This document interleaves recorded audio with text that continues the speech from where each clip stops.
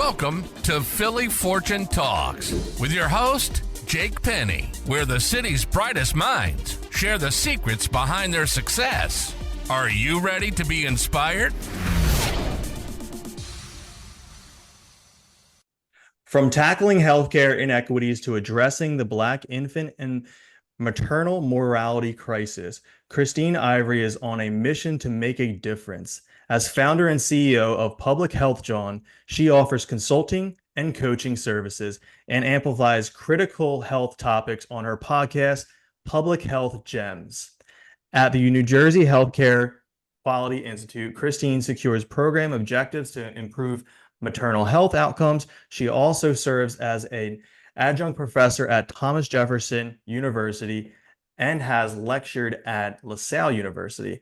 With numerous presentations at national forums and a TEDx talk under her belt, Christine's influence is wide-reaching. Her commitment is evident in her roles with the American Public Health Association, the Black Caucus of Health Workers, and other prestigious organizations. Recognized with awards and honors, Christine is dedicated to empowering communities through health education and advocacy. Christine, it's a pleasure to have you on the show. Jake, it's wonderful to be here. Thank you so much for that warm introduction and opener, and I'm just so glad to talk to you today. Thank you. Thank you. So, Christine, your dedication to addressing inequities in healthcare is inspiring. Can you share what initially motivated you to focus on the Black infant and maternal mortality crisis? Yeah, most definitely. Jake, thank you for asking that. It's like the impetus behind all the work that I do is health equity. I know that that's a word that gets used so much. And to break it down, health equity is just meeting people where they are, thinking about the needs of folks and how can we do our best to have the best quality of health for everybody. When I was at Drexel University and I was studying public health, I had like this multi-sector approach. I knew I wanted to focus on cardiovascular health and neighborhoods and transportation, all these different disparities that we see in the city of Philadelphia, but then also nationally. And it was a colleague that was in my class. She is from California, and she talked about all the great work she was doing there around maternal mortality and infant mortality and reducing these, adverse outcomes. And I said, wow, I didn't know that there was a crisis. I started to do more research. I found that not only nationally, not only in the state of California, but also right in our backyard of Philadelphia, that we had a severe crisis around maternal mortality, infant mortality, as well as preterm birth. We know that all these different crises are happening, and particularly for Black and Brown individuals, that there's a higher rate of these deaths or these pregnancy-related outcomes that do happen that can affect birthing people, their families, and of course their babies as well. So knowing that information, it was a no turning back moment for me. I started my career after Drexel, going deeper into public health, and just found that I was, engaged with New Jersey and their data. In New Jersey, unfortunately, Black women, they die at a 7 times more likely rate than their counterparts throughout the state, with maternal mortality in that lens. And I knew that I wanted to just be a part of that change. And I worked at a maternal child health consortia, continued my work over at Jefferson around some maternal health endeavors, and now, continuing to do that through quality improvement strategies in New Jersey. And then with Public Health Jawn, that's our focus too, making sure that there's a racial and a health equity lens that's just really engaged around everything that we do, whether it's consulting, my one-on-one coaching with my students and my public health professionals, as well as just getting everyone together and to learn from each other. So that's a little bit of a long-winded response, but it's all about health equity for me. Wow, Christine, you have an amazing mission and purpose behind Public Health Jawn.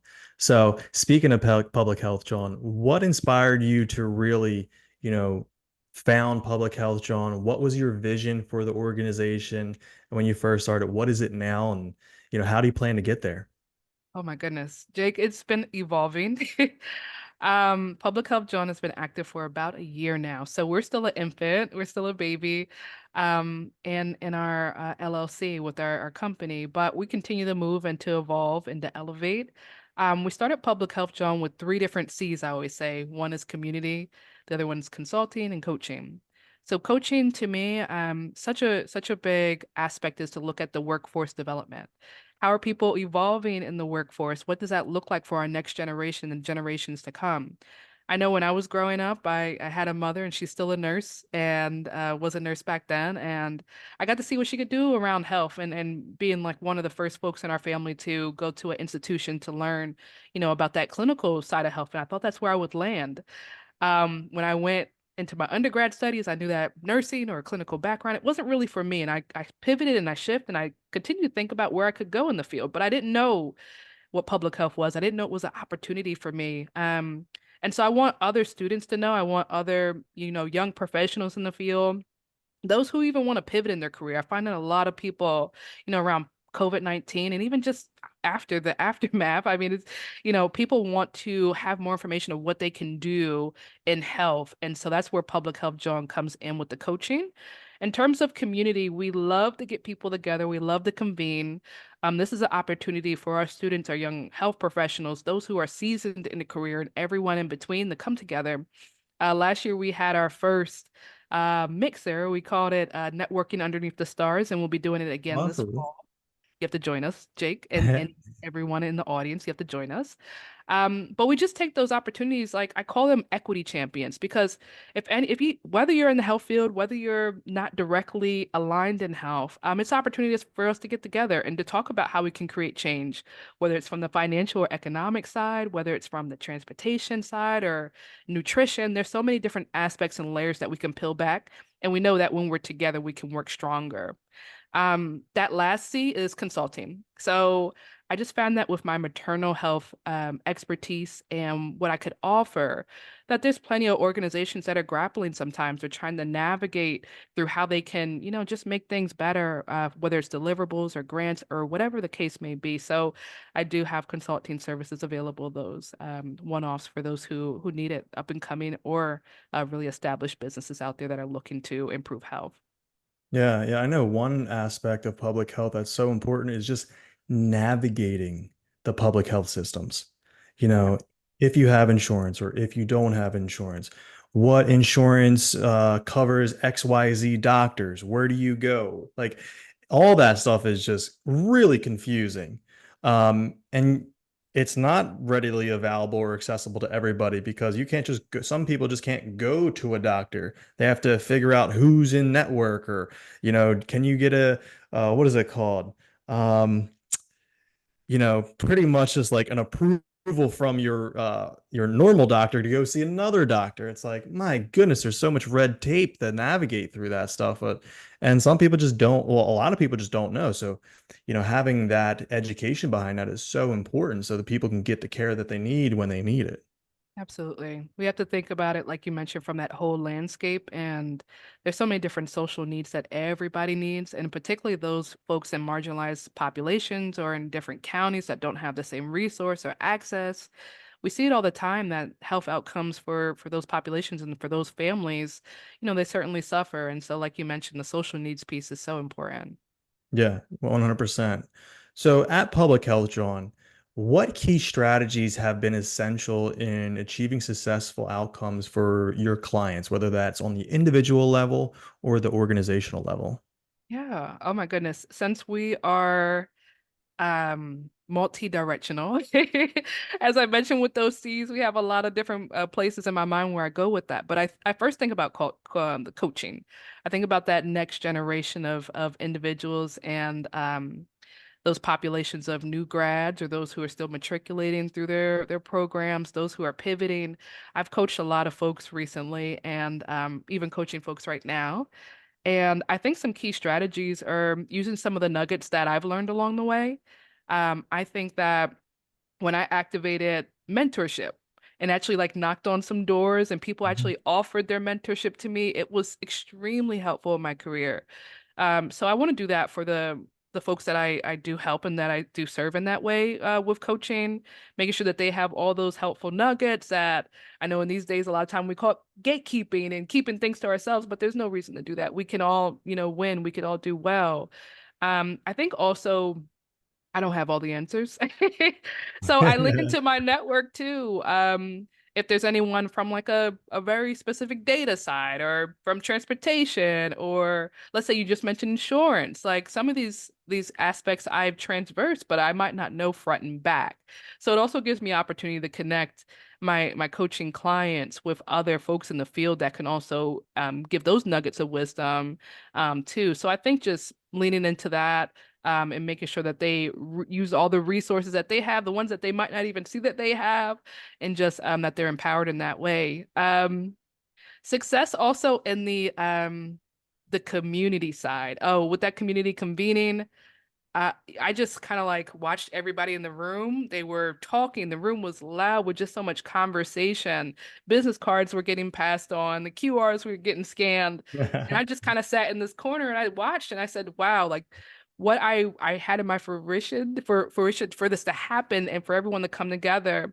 We had PTs, we had OTs, we had nurses, we had social workers, we had doctors, we had everybody in the room, including, your public health folks. And it was just a wonderful thing to see. So I want to continue to build on that through the podcast, through these in-person connections. And then for consulting, I think success looks like whatever whatever my clients need. Whether it's curriculum development, it might just be infrastructure or building better community bridges so that we're amplifying voices that are not heard often. There's so many different ways, and so I just go with what I know and continue to lean, and then also continue to learn. There's always something new to learn, and I love to share that with my clients. Yeah, for sure. I always lead with, I don't know everything, but I'll try to answer it as best as I possibly can. And if I can't answer it, I'll find the answer for you or connect you with that person. That's the like biggest thing is we're never going to be a know-it-all. Like you just said at the end, always being a student. We're no matter how fit, how healthy, how wealthy we are, we'll never know it all or have it all. So there's always going to be something better out there or someone more knowledgeable or better than us that has all the answers, or they don't have all the answers, sorry. But then there's another person. It's like just connecting the networking at your events, connecting the network, um, and that's super key. Yeah, yeah. Jake, I say this often to just anyone I speak to. Earlier this year, UPenn, I did a little bit of a workshop for them around networking. And the first thing I led with and the last thing I ended with is that your network is your net worth. Mhm. Oh yeah. As you build your network, through school and through, professional networks, all different types of networks, we know that that can certainly lead to so many great opportunities. So I agree. Love what you just mentioned there. Definitely Oh resonate. yeah, and it goes back to some people's childhoods. Is our parents or our guardians or whoever took care of us would say, the people who you hang around will be, who you are. You are the person you hang with, and the same thing goes in adulthood. Your network is your net worth. And then little adage on net worth, right? We don't have to put a financial backing to that. Because I look at wealth as there's five pillars. There's financial wealth, there's health wealth, relationship, contribution, and spirituality. That's all wealth. Some people are super wealthy and financial, but they don't have no relationships or they don't have health.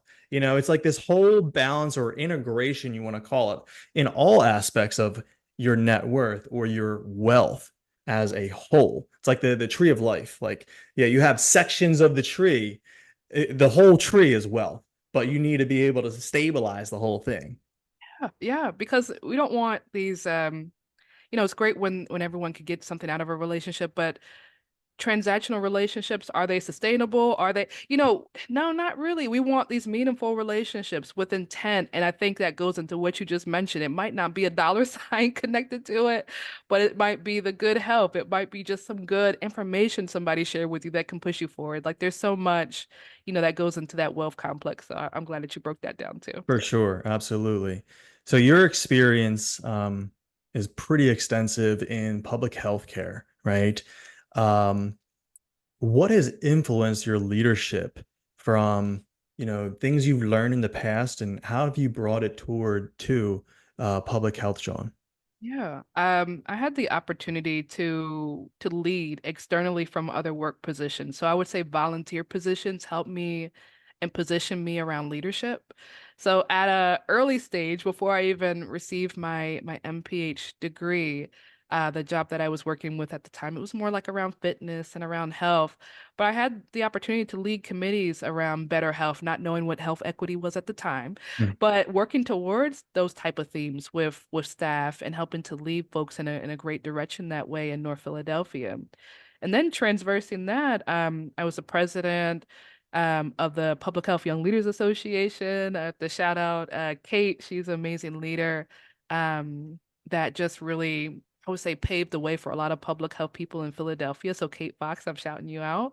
But became, their director and got a chance to lead and get my feet wet about like what does that feel like to lead, other public health people around making change in Philadelphia. And Sisters in Public Health is a national organization. I had the opportunity to be a regional director there, and lead various cities, Philadelphia, as well as in the southern region and all, over the East Coast, and to help them build these really great connecting events with other professionals. So I mentioned that to say that a lot of my leadership prior to having these leadership roles in the workplace came from these volunteer positions and Mm. networking and learning from other people and seeing what it means to be a great leader and to listen to people and have this open door policy and all these things that I implement right now in practice as I would lead teams. I learned it all in my volunteer roles. And I mentioned my time at the Maternal Health Consortia in New Jersey. That was one of my first leadership roles as a paid professional.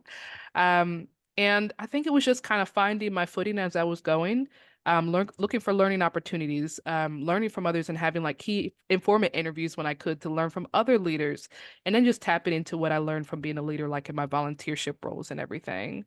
So that really helped with my development over time. Yeah, some of the best work is the work that we don't get paid for, even though it sounds terrible, right? You don't get paid for it, but it's the wisdom you learn from it, the people that you meet, the good that it, the good outcome that comes from it. And yeah, some of the best work is we don't get paid for, but we get paid in the purpose, the mission, the value that we bring to the community or the industry or whatever it may be. Most definitely, 1,000%. So you're always increasing awareness for critical health topics on your podcast, Public Health Gems. So I love to talk about that as we can, kind of cross-pollinate here. Tell the audience about Public Health Gems. Sorry. Oh yeah, no, I do that all the time. I'm like, John Gems. So Public Health Gems, we started Public Health Gems around the same time as Public Health Jawn. We did an explosion of just events and the podcast and the business, and that was a lot to do at one time. Looking back in the last year, but we really wanted to do that. With the podcast, one of the main things was around, once again, health equity. Something else that we talk about a lot in the public health field is social determinants of health. So, thinking about like we talked about earlier, that whole landscape of health from the insurance side, from the social needs side, from, heat exhaustion and food justice. Like there's so many dips that we can dive into, and I wanted that podcast to really represent that. So on the Hmm, GEMS podcast, we have different experts. Some are right from the city, which I love. I love to highlight those who are in the greater Philadelphia doing outstanding work. And then we also have some subject expert matters that are outside of the Philadelphia area and able to share their expertise. So far, we're on season 2, so we're just slowly kind of nice. creeping up and making our way. But we've talked about infant mortality, preterm birth, a lot of things that I know a lot about deeply and heard from experts. We talked about mental health. I think that was that was our first episode and such a really great topic to dive into because no matter who you are, we need to take care of our mental health. For sure. Um, we shared on data on environmental safety. There's been so many great experts to talk about us and a lot of different, onion layers to peel back. But I think most importantly, how can people leave with this knowledge and insight and empowerment to do something themselves and to make change themselves? Because a lot of times we hear the information, we're like, okay, there's a crisis, fire alarms go off. What can I do? And, every conversation doesn't end with an actionable strategy, but at the podcast, that's what we do. That's exactly what we do. We leave links, we leave resources, we leave ways that people can get involved in action planning and different boards. So that's important to me too, to have some actionable strategies so that we can all have some type of long-lasting impact for our generations and everyone in our city and beyond. Yeah, it's absolutely important that in every aspect of life, you know, we take the smart approach to everything, specific, measurable, attainable, realistic, and timely. If we don't put, if we don't have a plan for whatever outcome we want, it's it's just a thought, right?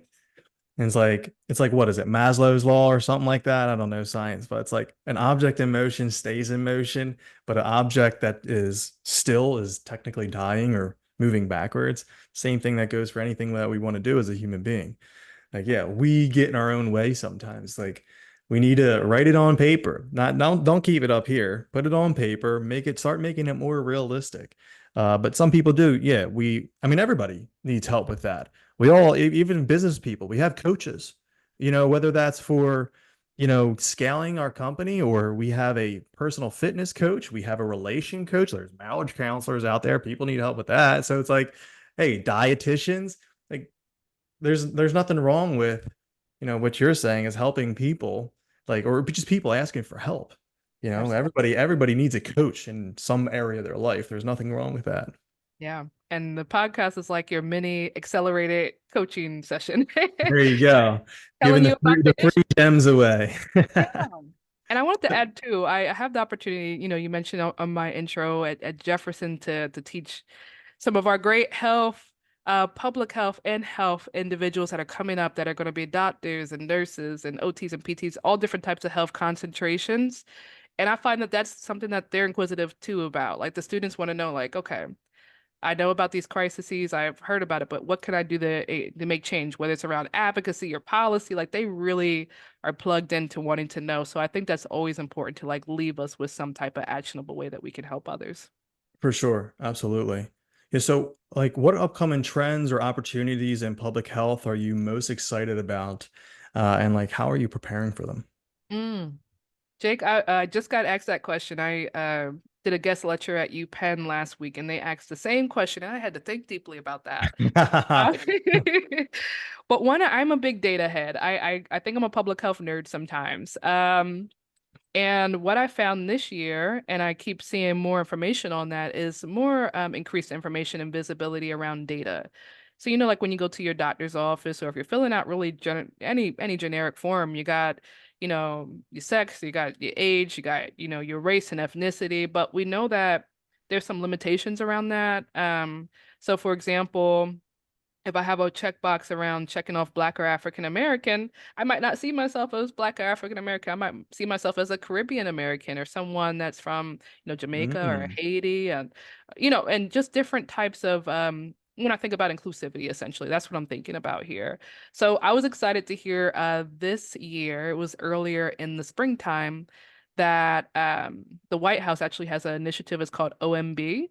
And with their initiative, they're breaking out more of those race and ethnicity items on documents that we commonly sign, and breaking it out for more of those identifiers. How can we combine and say, okay, I might be, Puerto Rican and Cuban and Irish, like really getting to the grain of it. And I think it's important for two different reasons. One, because as an individual, you want to feel like an individual. You want to make sure that when you're filling out these forms, you don't have to click a other box. I don't like the other box. I feel like it doesn't tell any information. It doesn't make people feel like they can identify themselves properly. And then on the second side of it, on the public health side, it gives us the information that we might need for a research, for a program, for a project. How are we to know who we're serving if we can identify the data? So I'm excited about that in my own public health nerd brain and to see where that goes. And I know that a lot of states are mandated to implement that. So it's new information, but I can't wait to see how it goes in the future. yeah, that's definitely, I've thought about that, but not really until now. It's like, oh, other. That's kind of, it's like hitting the unsubscribe button almost. Yeah, it's It's very vague. it's like, man, they're Puerto Ricans, Colombians. I mean, there's everything out there, but it just says, what is this? It usually says black, white, or Caucasian and a Native American. I think they're like the only three or four, and then there's other. I don't think there's many more than that I've seen. I haven't filled something out like that in a while, but yeah, there's so much more to that. Yeah, And yeah. that's yeah, that would suck to check other. Exactly. Yeah, we're learning more about what they can do. They call it data desegregation, and I think that's a great word, just like kind of breaking it out and giving us like those larger umbrellas, but what's underneath it. And if we do have other, then can I write in how I identify, like things like that. So I'm just really excited to see about the data. Yeah, I'll keep you updated too on anything that Yeah, comes. that's awesome. That's definitely something good that needs to be done for sure. So Christine, time flies when we're having fun. We're going to wrap things up here, but a lot of people like ourselves, myself, yourself, they're self-employed. Um, we're really doing well with our day-to-day profession or our job, but we're starting to think about the future. You know, are we going to be doing this forever? And some people say, yeah, absolutely. But what happens when we're ready to like retire or, you know, live life on our terms, travel the world, whatever that may be. And we're not doing what we're doing right now. Do you have any thoughts around like what you're going to do next, creating passive income, replacing your income through investments to fund your day-to-day lifestyle now that you currently do with your profession, for your family, yourself, your future, your legacy? You have any, this is a topic that is definitely thought about as entrepreneurs. Wow. Yeah. I'm learning from a lot of my friends and counterparts in the space that are entrepreneurs and more seasoned than I. I know I'm an infant in my stage of business development, but I too think about that sustainability piece that I was just saying to someone last week that after, I leave this world or after I leave the work, I want it to still be sustainable. I want Mm. there to still be impact. And I don't also want it to be all dependent upon one person or me. So I think to one of your points there, for me, I think after a while, eventually, as I get my footing in this thing called entrepreneurship, I definitely want to build a team. A team that has all different variants of backgrounds that could speak to different aspects of health, can certainly walk out a lot of what we have around our mission around health equity and racial equity. I know that's upstream for us and taking our time getting there, but I think that's going to certainly help to move forward with public health, John. I think a lot of things also deal around sustainability and financial pieces. Mm. So I know for me, I had experience, applying for grants and, responding to RFPs and being able to even pitch to some organizations in the past to be able to fund public health, John. But you're right. I feel like we can't really do too much if the funding's not there. So I think that's also something I'm thinking about in the sustainability framework is how can, those grants be in place to support the work, continue to show impact for the work, and to have, folks support it, I think would actually help as well for workforce development, especially. Um, and I think, you mentioned the next generation. I think about that too. I have actually recently, this is very recent, I'll be going back to school this month starting actually to be a doctorate's candidate in public health. And I just think about that too. I noticed I talked about my passion around teaching and I want to continue to do that. I want to continue to do a lot of different work, but like you're right, just setting myself up in the next generation and my family so that they can, have what they need and think about that too. So a lot of different thoughts in different directions, but that's a wonderful question. And I'm gonna continue to think more about it too as I grow. Awesome. Well, for people that want to connect with you, learn more about Public Health Jawn, Public Health Gems as well, what's the best place for them to go to? We have a few different connectors. Can definitely catch us on Instagram at Public Health Jawn. We love to post some updates around health. We like to post, some common and current events rather. But you'll also see some personal things from me. You get to see when I take my PTO. I want people to also see, that side as well, and you'll get to see some of the health, but then also some of the personal side too and the fun. I'm always on LinkedIn. I'm on LinkedIn very, very often. So you can reach me at Christine Ivery on LinkedIn. But then we also have a page, Public Health Jawn, on LinkedIn as well. Our website is publichealthjawn.com. So you can reach out for any inquiries or if you just want to learn more about what we're doing or just join the network. So we have our event coming up in October. So stay tuned on that. I'll be sending out save the dates and sharing it on social media widely. And I think lastly, you mentioned the podcast, which I sometimes forget. So you can catch us on any podcast platform. Particularly, I always mention YouTube, Spotify, and Apple Podcast. Perfect. Well, it was a pleasure having you on Philly Fortune Talks. Thank you, Jake. It was a pleasure. Great conversation. Thank you so much. Thank you. Thanks for tuning in to Philly Fortune Talks with Jake Penny. Inspired to share your success story? Visit phillyfortunetalks.com/guest and let's inspire together.